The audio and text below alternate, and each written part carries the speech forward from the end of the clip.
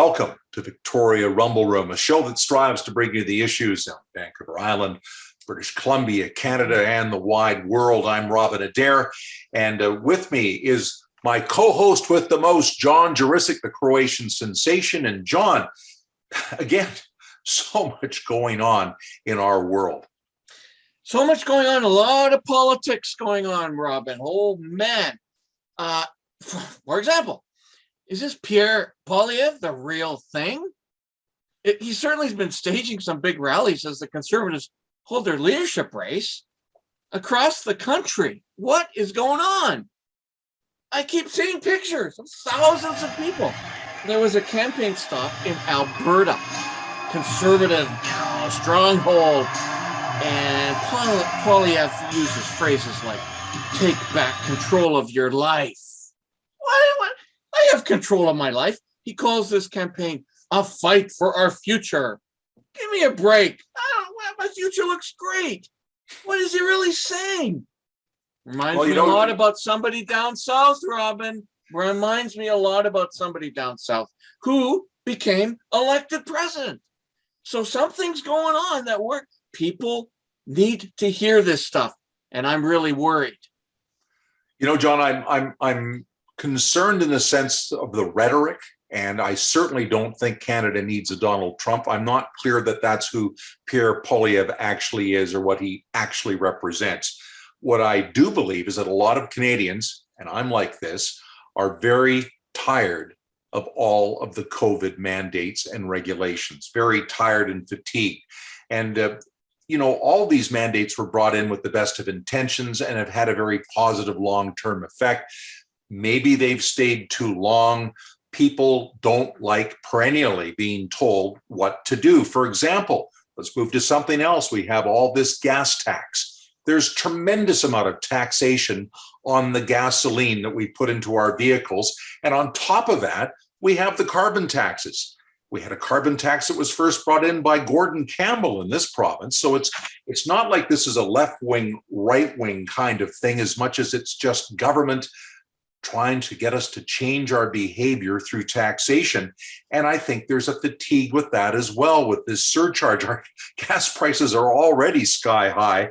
And what you have with a fellow like Pierre Poilievre is saying we don't need to be told all the time how to be good citizens or good people. And I think people do resonate with that. And it moves into things like housing. A 27% increase in housing in Canada over this last year alone. And Poilievre has lots to say about that. He stood in front of a junkie house in Vancouver just this past week that's asking for over $4 million. Why is it that we were able to house a family of a modest income in a house like that 4 decades ago, and now even when you subdivide it into 6 units instead of 1, it's still not affordable for a working class Canadian? The system is broken. You know, Robin, you bring up some good points, but these are not recent issues. I remember back in the, if our listeners, our viewers can remember the Gordon Campbell days. That's when these carbon taxes were first introduced to deal with climate change.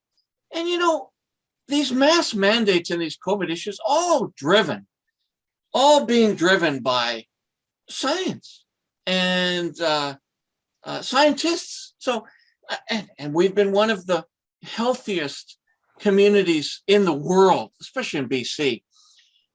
And is it, conservative rhetoric that this is all fatiguing? No, I think it's just, we're all tired of a lot of things and having to comply. We want to be free. I get all that. Is it conservative? I'm not so sure. But here's another example of Poilievre's comments. Not really aligning with my viewpoints anyway. He's not critical of the trucker freedom convoys, which shut down Ottawa for 3 weeks, if not more. He keeps talking about personal freedom to choose. I don't feel like I've lost it.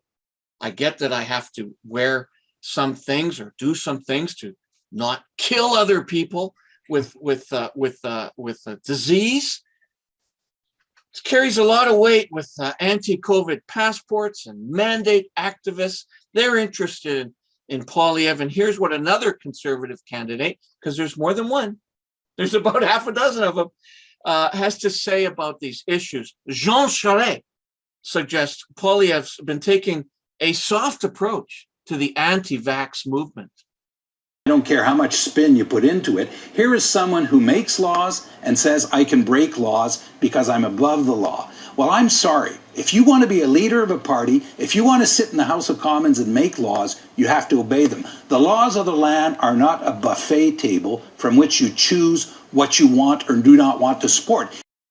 Certainly, we're going to have a big federal election coming up, John. People will have very stark choices to make between the Liberals and the NDP. And on the other side of the fence, we have the Conservatives and where people want to see the country move in the future. It'll be fascinating.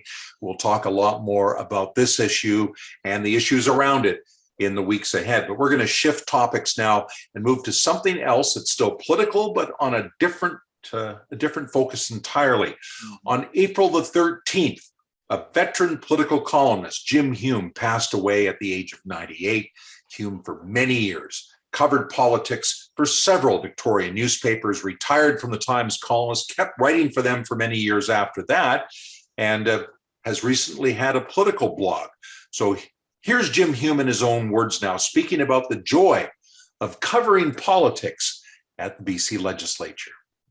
The legislature is the big show as far as I'm concerned. You know, you're there when it's happening. You see the action. You're part of the action in a way, and that you're right on the front row of the circus ring to watch things developing. Robin, it's fair to say we all grew up reading Jim Hume's column, whether I liked it or not. There were days I hated what he had to say, but I read it. And, you know, BC politics, I wouldn't trade BC politics for anywhere. Like, I mean, I think it's the best in the world. It's robust, it's rumbling. And Jim Hume was certainly a major media player.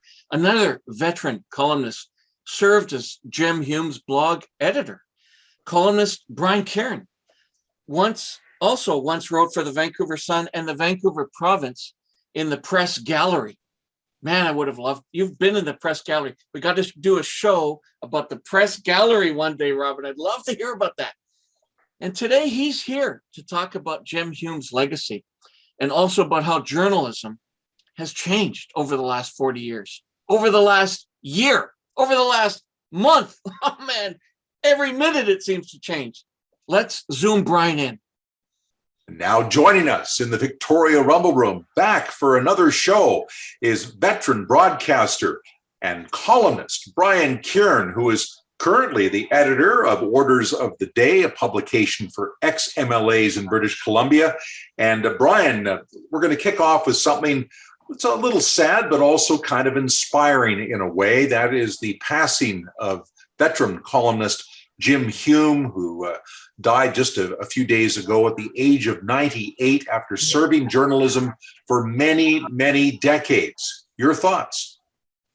Well, it's a huge loss. Jim was a very, very close personal friend. And in fact, in the last couple of years, my wife, Donna, and I have been helping him edit his blog, The Old Islander, which he started writing about 7 years ago after he left the Times Colonist finally.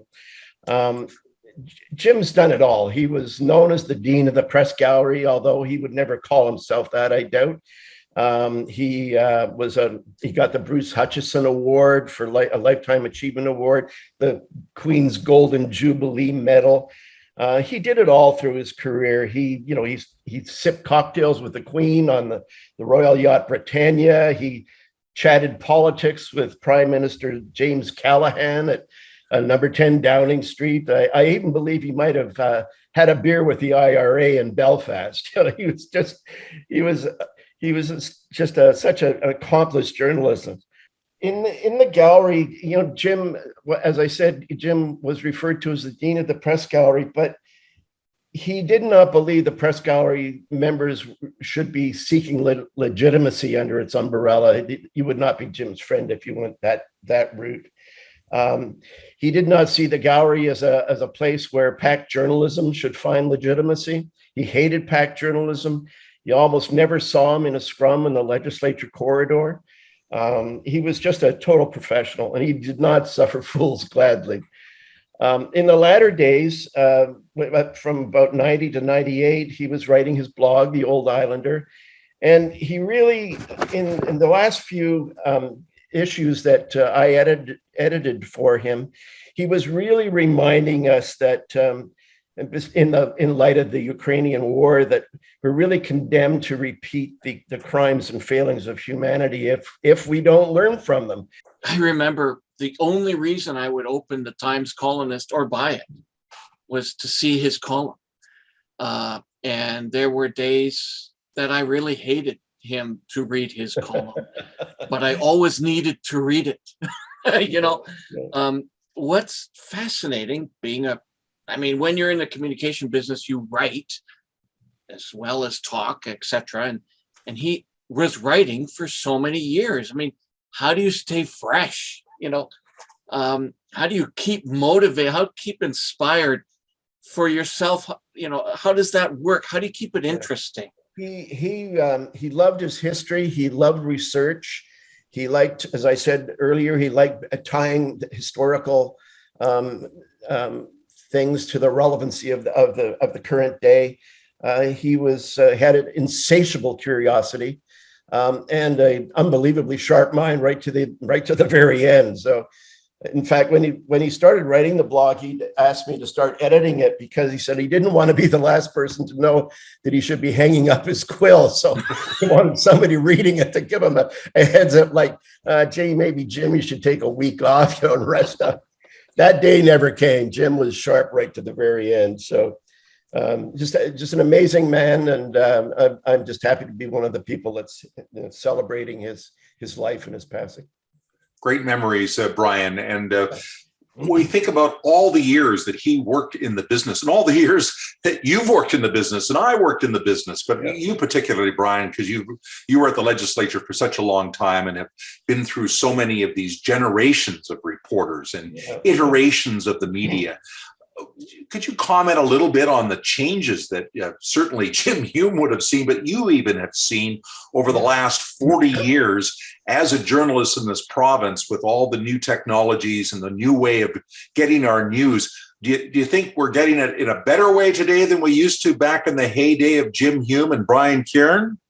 Well, Robin, I think what we're seeing these days is such a homogenized version of the journalism that we learned and we grew up with. The sort of competition that would result in stories like that and digging like that, we don't see anymore. I look at the Province and the Sun papers that I worked for, both of them. They now work together in a single room and they share stories. I mean, back in the day, that would have been a firing offense if I'd shared a story with one of my colleagues across the hall. It's kind of disappointing. I think I got out in the mid-90s, and I think I got out just in time. It's always great to hear the thoughts of Brian Kieran. We'll have him back again in a few weeks' time to talk more on other political issues. What a wonderful resource to have such a fine political mind living in our own backyard. So thank you, Brian. Also inspiring to see young up-and-comers, young leaders who are moving up on important causes and causes like the BC doctor shortage, for example.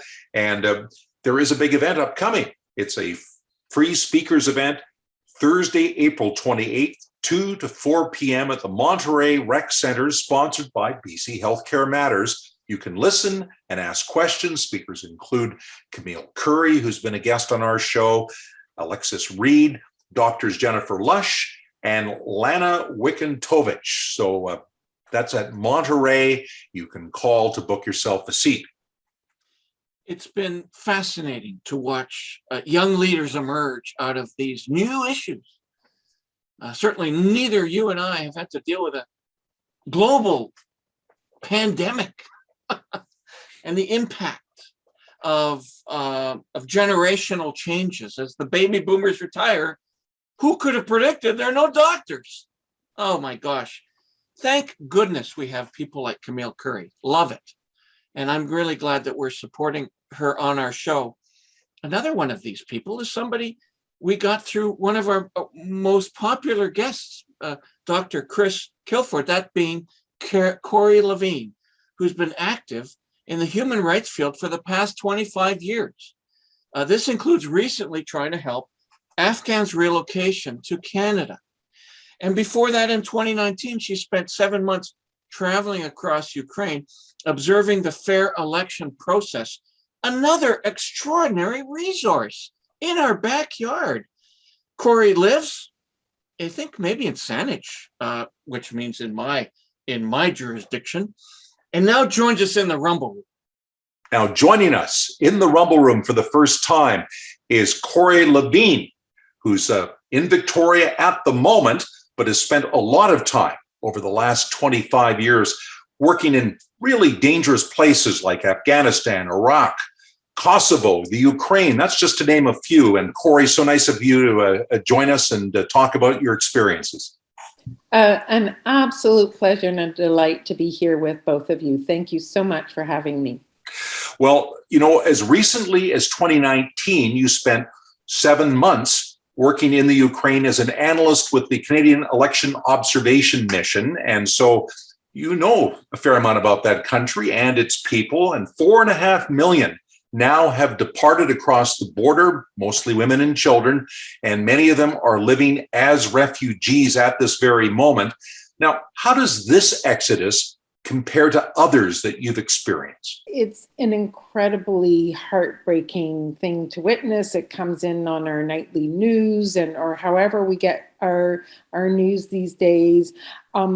It actually is reminiscent of when I was working in Kosovo. It's a very different situation to Afghanistan in that at least 4 million, if not more, Afghans would be leaving the country if they could. And this is one of the stark differences between Afghanistan and Ukraine is that Afghans can't get out of their country, whereas Ukrainians can get out and they are welcomed by their neighboring countries. So there are issues not only for Afghans getting out of Afghanistan, but there is no place for them to go because the borders are for the most part closed. The neighboring countries are doing everything they can to ensure that Afghans are not coming to their country. Mm-hmm.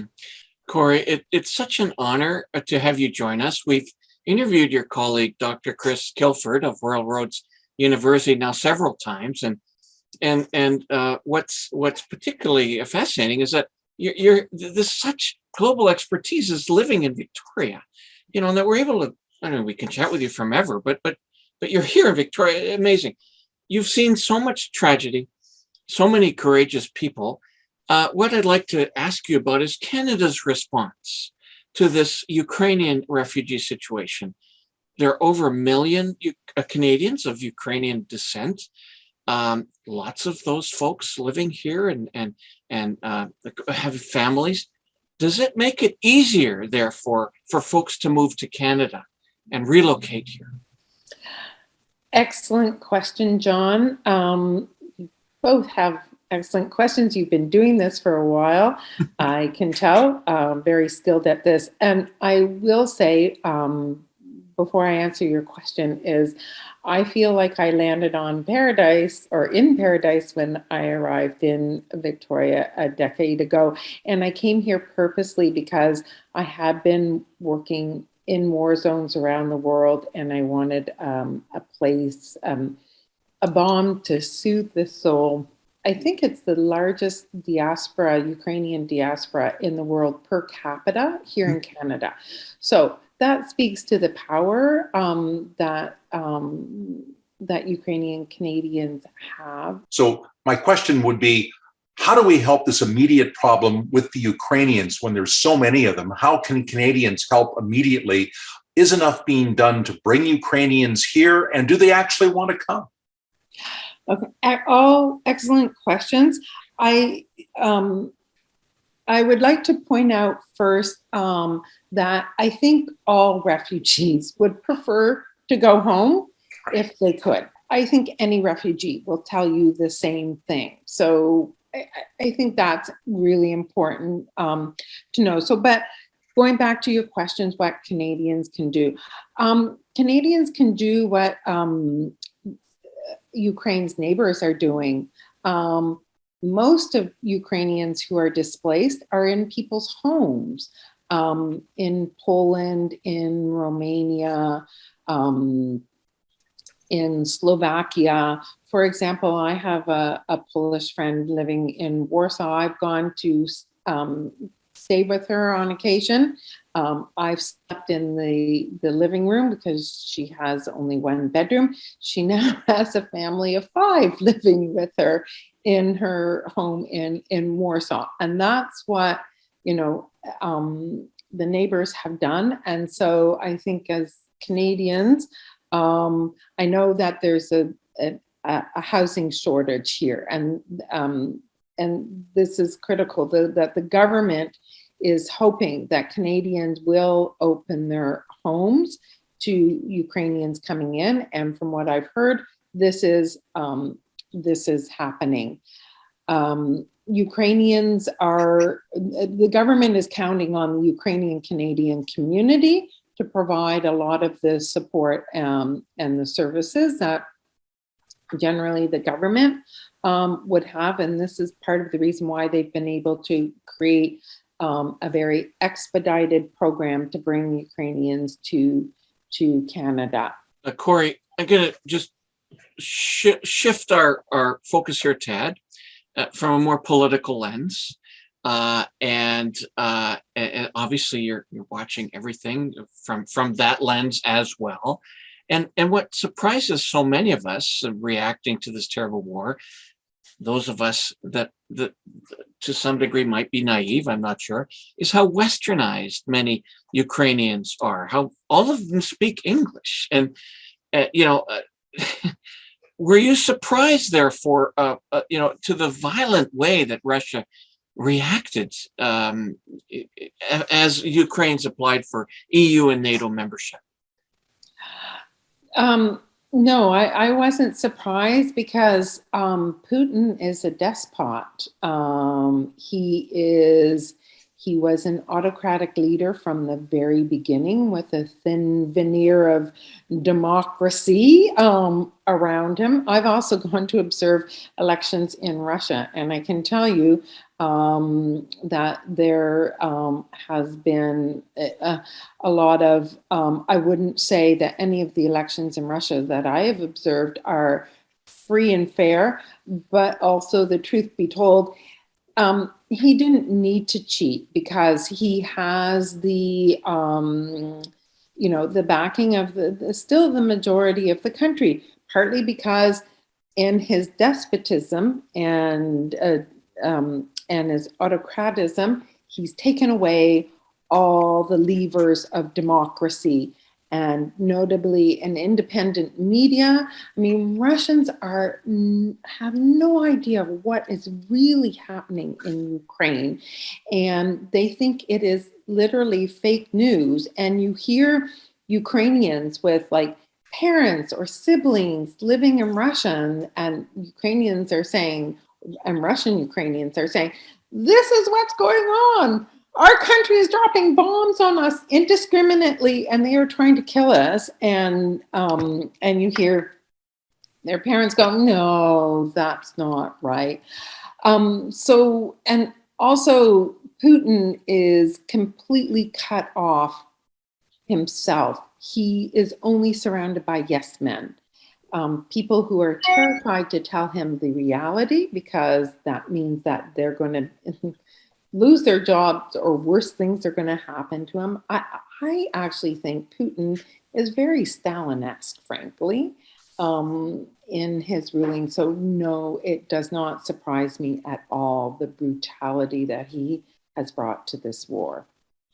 Great to hear from Corey Levine. And John, we had her on a weekend program where she was talking about the importance of not forgetting our Afghan refugee population, because as we all remember, last summer, the Taliban took over, but there were refugees. Many of them were people that actually helped Canada over the last 20 years when Canada was working in that country. They acted as interpreters, office staff, and other things. They desperately wanted to get out of there, and we had a responsibility.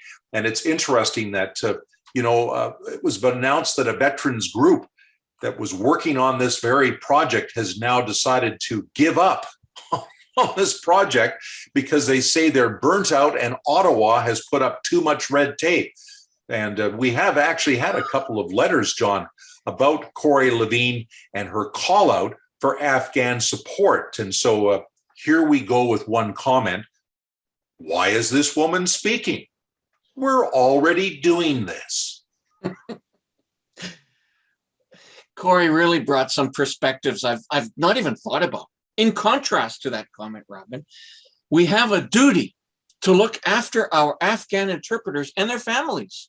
That's for sure. We failed miserably. Politics is an evil game. Again, we always appreciate hearing from our viewers. We really do. We had a lot of activity over the weekend on TikTok. Go to the TikTok site if you want to see some comments on Corey's clip. By the way, Robin, there was sure a lot of talk. Here, I'm shifting gears. Sure a lot of talk about the cruise ship drop-off downtown last week, wasn't there? Man, that was one of our most watched clips. Businesses on lower government are really concerned at that these cruise ships are dropping these passengers way up by City Hall, not in front of their businesses. That's right, John. It's a real concern. So I thought, well, I'm going to go down there. I'm going to go down there and take a look again. So I went down to Government Street, down by the Empress Hotel, and right at the entrance to the shops on Government Street to see what the problem was and why the buses couldn't keep dropping off people down in that part of our downtown. So we decided to take a look at why the buses had to be moved off of lower government. I mean, they've been here for years, and it's been a very easy way to move all the cruise ship traffic in and out of the city effectively and allow people to enjoy all the things to see in the inner harbor and then up Government Street to all the attractions. Well, for starters, they decided they weren't going to have traffic go up Government Street past Humboldt. They want to make it a pedestrian walkway. It's been that way through the COVID pandemic. It allows various restaurants to have outdoor seating. People like to walk around in the summertime and enjoy the sights unencumbered by cars and vehicles, so no buses either. So herein lies the problem. You can no longer take a right-hand turn on Humboldt because there's a bike lane.